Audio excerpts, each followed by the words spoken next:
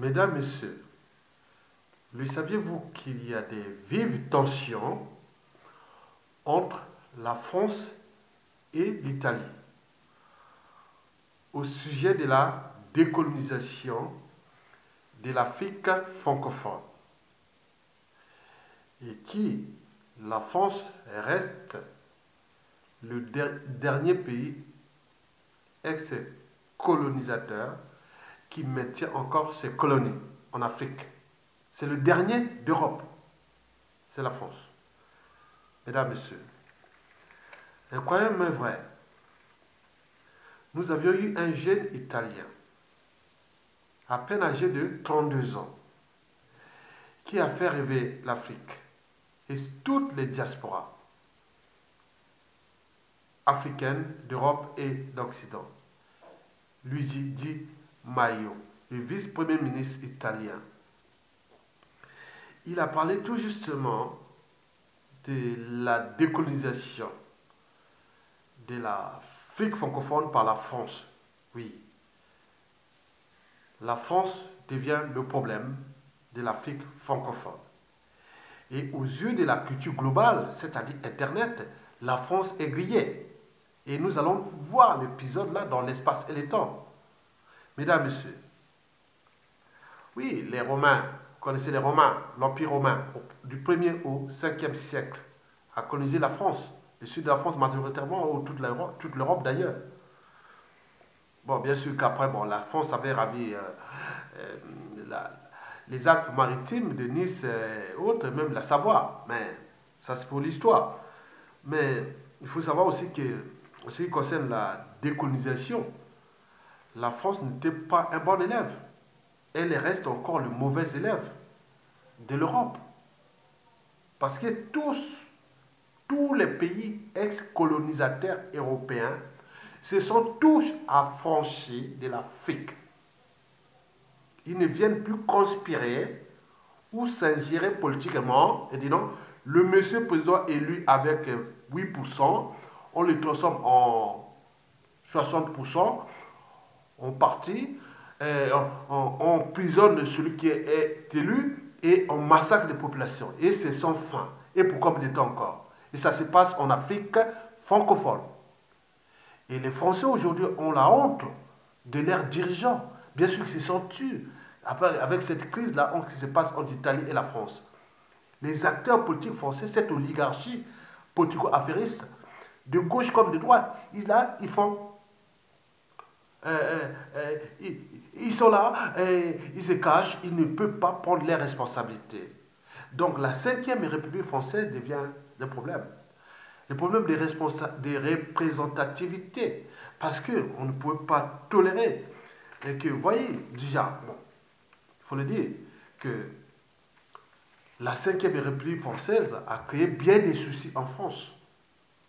Passez avec les traités de la décolonisation de l'Afrique francophone. Donc c'était la facilité avec la France-Afrique. La facilité. Donc on devient, on va à l'ENA, on est ceci, il y a des pas de droit et autres. Donc on va en Afrique, on est là tranquille chez nous. Et donc on a vu par exemple que cette facilité va certainement entraîner la France dans des situations un peu compliquées. Parce que le risque de déclassement général du rang mondial et de l'Europe, de la France, dépend de l'Afrique. Et c'est connu. Maintenant, le secret maintenant dehors. Tout le monde le sait. Et donc pour nous, devait être une étape, une épreuve que les hommes politiques français et toute la classe politique française devaient prendre leurs responsabilités pour réformer ces mécanismes-là, comme la vie à bicyclette.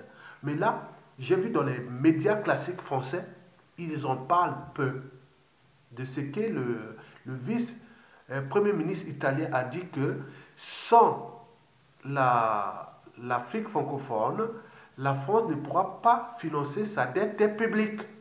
Et pire encore, la France pourra être déclassée derrière les grandes puissances économiques mondiales. Mais comme il a les droits de veto, il a peur de ça, il va perdre certainement ça parce qu'il y a beaucoup qui méritent ces rangs qui ne peut même pas être au Conseil de sécurité, avoir ni les droits de veto et autres.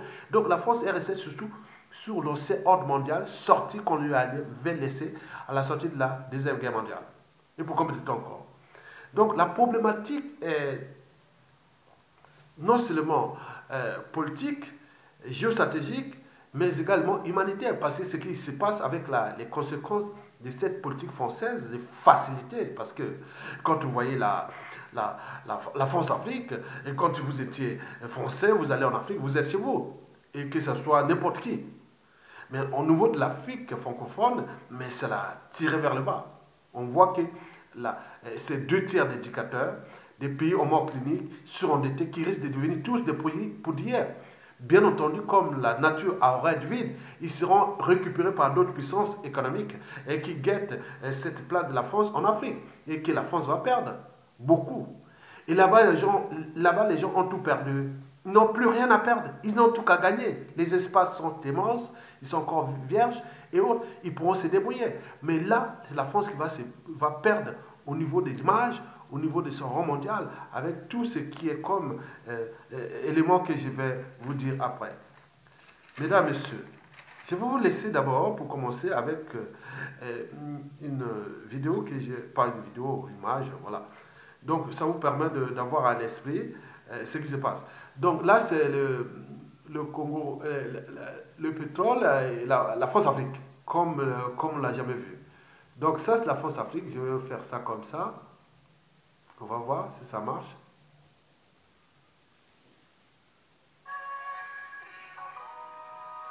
C'est la parodie de l'hymne national du Congo-Brazzaville.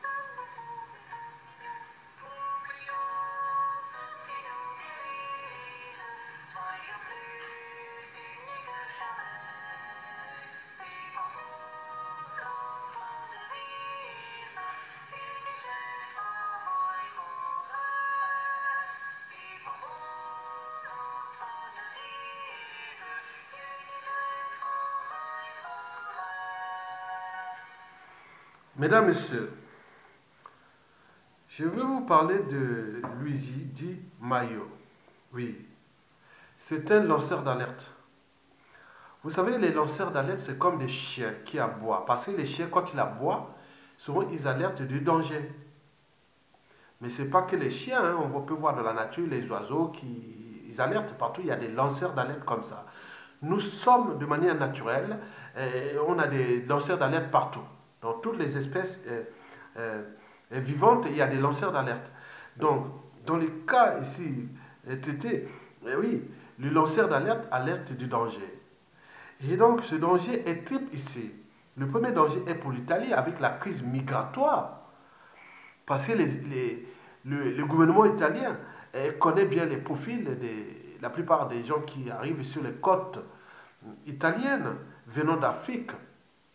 Donc, il a su que la plupart, c'était les conséquences de la guerre de la France qu'il avait fait contre Kadhafi.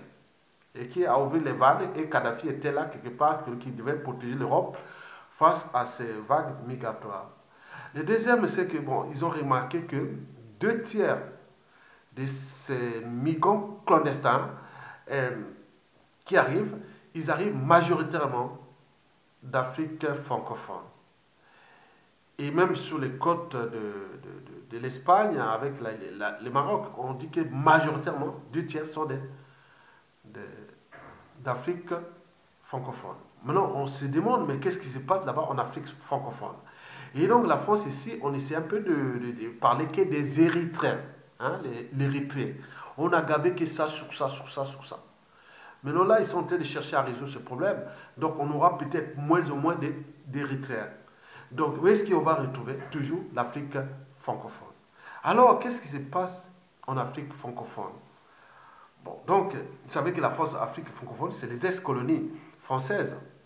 Et donc, qui regroupe deux tiers des dictateurs d'Afrique noire, contre moins d'un tiers sur l'ensemble des ex-colonies d'Europe. Vous prenez, la Belgique, vous prenez l'Allemagne, vous prenez l'Italie, le Portugal, l'Espagne et autres. Bon, tous ces pays, les dictateurs en Afrique de ces pays, issus de leurs ex-colonies de ces pays, ne représentent que moins d'un tiers. Les deux tiers viennent d'un seul pays, ex-pays colonisateur, la France. Donc, si vous cherchez un dictateur en Afrique, un dictateur, il y a des caractéristiques. Hein. Si vous cherchez un dictateur liberticide, antidémocratique, antisocial, néo-esclavagiste, néocolonisateur, criminogène, et voire d'appropriation de ces pays comme leur propriété privée. Et donc, vous allez toujours tout droit en Afrique francophone. Regardez sur la carte du monde, l'Afrique francophone. Et vous allez voir que c'est la caverne d'Ali Baba des dictateurs. Et donc, ça pose problème parce que la plupart des migrants clandestins qui arrivent là-bas, elles viennent de là-bas. Mais qu'est-ce qui passe là-bas? Et donc, pour le nouveau vice-premier ministre italien, il dit non, il fallait alerter, comme lanceur d'alerte, il y a un danger. Le chien qui aboie, qui alerte du danger. La France, mais pourquoi? À un moment donné, nous avions vu la montée en puissance des manifestations et autres qui étaient là, qui disent non, mais vous avez vu dans toute l'Europe, même l'Europe, le reste d'Europe qui n'a pas eu de colonies là-bas, ils disent non, mais c'est vos affaires là-bas. Non, on ne veut pas des immigrants africains qui arrivent comme ça. Nous, on n'a pas eu de colonies. Gérez vous-même là-bas. L'Italie s'est dit ah non, c'est pas moi, c'est des migrants qui viennent de l'Afrique francophone. Et ça pose problème. Donc, pour info, l'Allemagne avait déjà décolonisé ses colonies dès 1922, après quand il avait perdu la guerre avec la France. La France et l'Angleterre avaient ravi ses colonies. Et puis, depuis là, elle n'a plus de colonies. Mais elle est toujours là, la première puissance économique d'Europe et quatrième mondiale.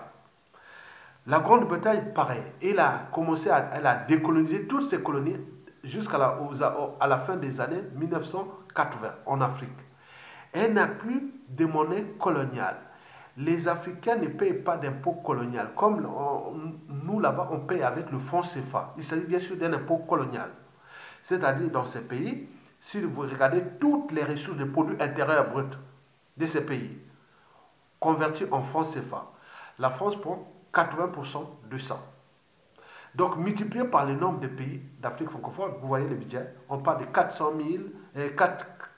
à 1000 milliards de dollars par an, hein, 400 à 1000 milliards de dollars par an, qui rentrent gratuitement dans les comptes publics français. Parce qu'il y a eu des accords que De Gaulle avait déjà faits dans les conditions qu'on connaît dans les années 60 et que la France n'a jamais voulu revisiter ça ou repenser ou aménager. Rien du tout. C'est comme les trucs de droit de veto que tous les pays, que ce soit l'Allemagne ou le Japon ou plein de pays qui sont désormais des pays très très puissants, mais qui veulent aussi avoir le droit de veto, et autres, la France a dit non, on ne veut pas garder ça, on veut rester comme ça. Bon, vous voyez déjà ce jeu-là. Mais parce que la France tient cette puissance à cause de l'Afrique francophone. Et donc, le franc CFA, c'est la vache à lait. Et donc là, elle a été grillée parce que pour nous, on dit qu'on a des soucis. Que la France a ce magot. Alors là, il va se battre pour ce magot. Mais ce magot devient quelque part un cadeau empoisonné. Et qui, au jeu du monde et de la conscience, on dit non, mais c'est pas possible.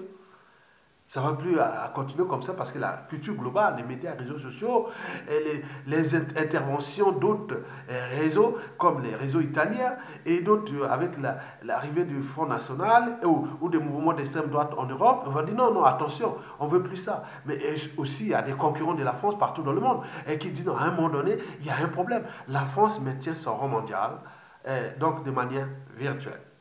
Donc, Si on casse ça, la France sera reculée. D'où l'introduction de ce vice-premier ministre italien a dit, la France, si on enlève le franc CFA, elle sera incapable de payer sa dette. Donc, au niveau des systèmes d'annotation et autres, la France sera certainement déclassée. Donc, les salaires des fonctionnaires ne seront plus payés. Il y aura beaucoup de choses qui vont tomber en nous parce que, regardez, la moitié des comptes publics français annuels maintenus par cette monnaie de singe ou la monnaie coloniale. Il y a un souci pour là. Donc, vous avez compris ça, que la France aujourd'hui est affichée comme un ex-pays colonisateur qui n'est pas capable de faire. Donc, le danger pour l'Italie, c'était d'abord aussi la Libye, puis l'arrivée de ces migrants. Mais pour l'Afrique francophone, nous l'avons su que le modèle économique France-Afrique est aujourd'hui grillé. Et grillé parce que, bon, ce qu'on voit déjà dans le monde, que la France tient son train de vie grâce là-bas. Mais pour combien de temps encore? C'est ça qu'il faut se demander. Sinon, il risque de perdre son rang mondial. Et deuxièmement, il faut dire que le modèle économique France-Afrique est dans l'impasse. Et ce modèle subsiste pour l'instant grâce à l'exploitation forcenée et de manière gratuitement des ressources naturelles issues de ces ex-colonies d'Afrique. Et pour combien de temps encore? Parmi ces ressources, on compte déjà du pétrole. Par exemple, au Congo-Brazzaville, on nous a apporté beaucoup de guerres avec les Sassou Nguesso et la France-Afrique. Depuis LFB Total, vous avez vu les chroniques des affaires des années 90 à nos jours. Donc il y en a tué, massacré là-bas, nos familles là-bas, c'est beaucoup de choses, que ça soit encore là. Mais ça rentre dans les règlements de compte des contentieux historiques. Ça va revenir, rien ne se crée, rien ne se perd, tout c'est ensemble. Donc les choses sont là. Donc le pétrole, on parle d'uranium, les matières fissiles pour les centrales nucléaires, parce que la France quand même a 75% de son énergie qui est nucléaire, mais avec des impacts à venir, parce que vous voyez que pour les 58 réacteurs nucléaires de la France, oui, pour démanteler une centrale nucléaire, il faut 100 ans. Et donc il faut un budget pour une centrale tout entière. Il faut 17 milliards de dollars. Et donc pendant 100 ans. Et il y en a 58. Mais comment faire tout ça? Les centrales, il y en a 19 centrales. Plus ces 19 centrales, ils ont 58 réacteurs.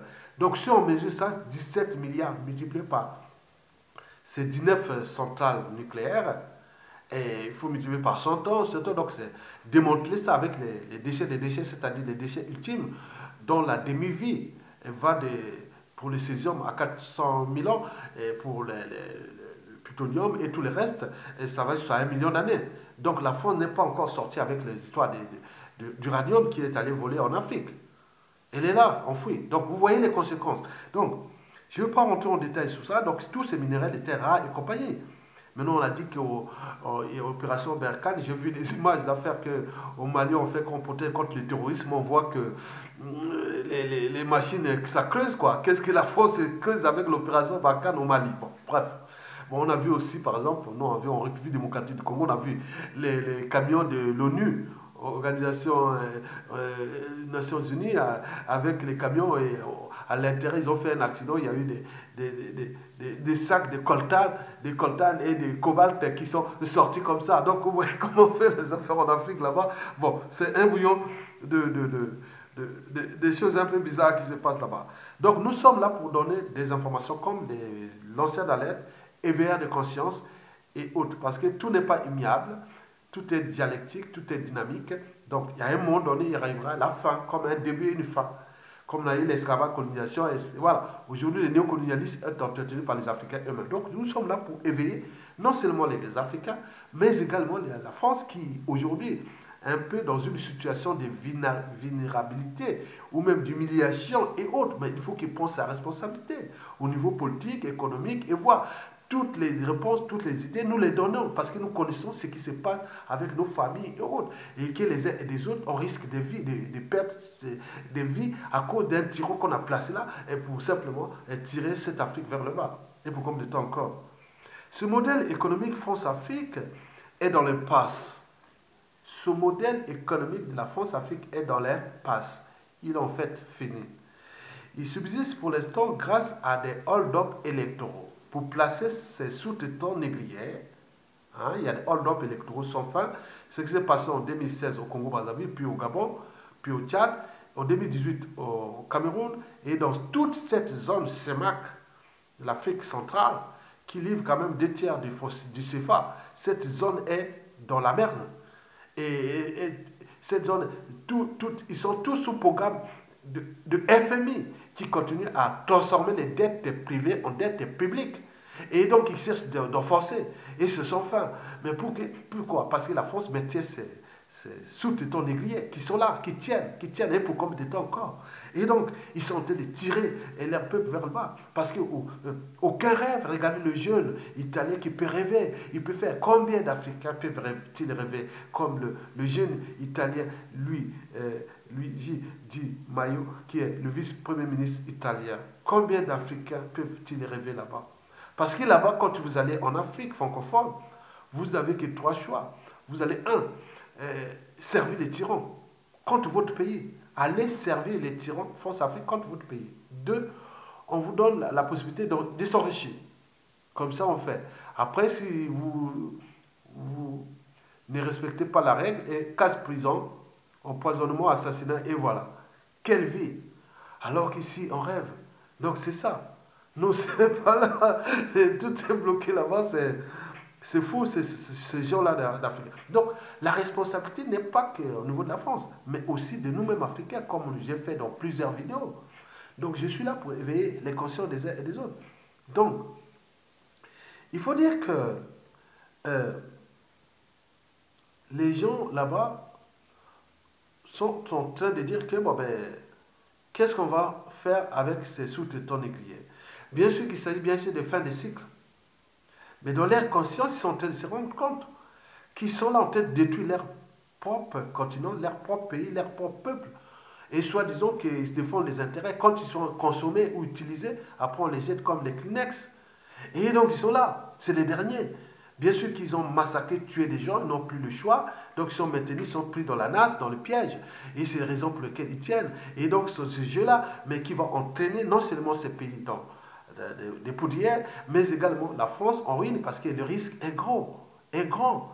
Regardez, toute la zone France-Afrique, c'est la plus surendettée. Vous voyez, tous les pays les plus avancés d'Afrique, prenez le rang des règles fondamentaux, des règles économiques, où on peut faire du business, on peut faire tout, c'est lesquels les pays d'Afrique anglophone. La France, l'Afrique francophone, c'est zéro. Méfiez-vous des petites inaugurations des ponts, des tramways qui se passent par au Sénégal. C'est que des facettes. Ce n'est pas quelque chose de structurant qu'on peut voir, de management qu'on voit là-bas. Mais il faut bien sûr laisser une partie pour montrer qu'il y a quand même de faciès. L'Afrique francophone avance. Il n'y a que le Sénégal, s'il devient le cheval de toit pour divertir les autres pays que l'Afrique francophone avance, mais en réalité, les gens disent que le Sénégal n'a pas pris les responsabilités par rapport à son titre de démocratie qui lui a été donné. Il aurait pu accompagner vraiment la démocratie en Afrique, puisqu'on lui a dit, la France-Afrique l'a laissé se rendre, que c'est la victime de la démocratie. Mais la démocratie, c'est pas que là, il devait être aussi tout autour. Mais là, tout autour, c'est compliqué. Donc le Sénégal devient un peu. Vous voyez comment on regarde un peu le Sénégal. Mesdames, Messieurs, oui, des voix s'élèvent partout dans le monde. Déjà, pourquoi la France n'est-elle pas capable de décoloniser ses ex-colonies ou d'assumer ses responsabilités? D'abord, les responsabilités des flux migratoires qui arrivent en Europe. Et donc, ils sont allés par-ci par-là. La France a voulu voir avec l'Aquarius France et vous avez tout entendu. Donc, ça devient un souci. Mais pour combien de temps encore? Parce que la tension est vive en fonction des élections européennes et tout ce qui va se passer parce que le modèle France-Afrique n'est pas aménageable. Tant qu'on n'arrive pas dans une période de rupture ou de crise majeure entre ces ex-colonies et la France, à ce moment-là, nous pourrons arriver dans une crise majeure, mais elle ne va pas tarder à arriver puisque le nombre de migrants ne cesse d'arriver. Et certains ne vont même plus dans les pays francophones comme la France, ils vont dans d'autres pays européens et autres. Donc ça peut être une matière qui sera là peut-être pour un jour ou l'autre tourner contre la France parce que les gens ne veulent plus venir en France. Parce que la France, voilà, devient le problème de l'Afrique. Et donc, ils ont dit, qu'est-ce que ça sert encore d'aller en France? Donc, le message de ce jeune lanceur d'alerte, vice-premier ministre italien, 32 ans seulement, a éveillé la conscience du monde. En effet, parce que ce message, avec ce message, la France est grillée.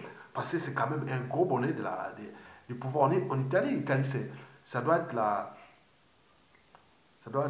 première puissance économique, c'est l'Allemagne. Après, deuxième, c'est la France. Troisième, la Grande-Bretagne. Quatrième, ça doit être l'Italie. Oui, c'est une puissance européenne. Elle est au G20, elle est au G8. Donc, vous voyez déjà ça, attendez. Donc, ce message est passé à travers le monde. Donc, la France est grillée. Tant qu'ils vont encore alimenter les amalgames, les négationnistes, ou faire cette guerre-là, ça va qu'alimenter, c'est comme dans un sable mouvant. On sait que voilà, la France, non, arrêtez. Bon, donc, en effet, ce message a grillé la France aux yeux de l'Afrique noire et surtout de ces diasporas africaines d'Europe et d'Occident. Oui, méfiez-vous des apparents. La méfiance et la défiance est totale envers la France. Parce que là, on montre que non, mais la France doit prendre ses responsabilités. On leur a donné toutes les portes de sortie avec les expériences qui sont déjà passées en Allemagne. Quand on a ravi ses colonies, elle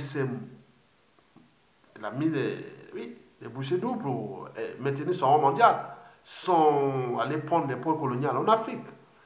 Le Portugal aujourd'hui, depuis sa décolonisation, sa petite décolonisation des années 1975 avec l'Angola, le Cap-Vert, Guinée-Bissau et le Mozambique et autres, il n'a plus là-bas. Mais à un moment donné, j'ai vu beaucoup de Portugais repartir, vraiment aller dans leurs ex-colonies, aller travailler comme employés, comme faire des affaires, sans conspirer contre la volonté de ces peuples.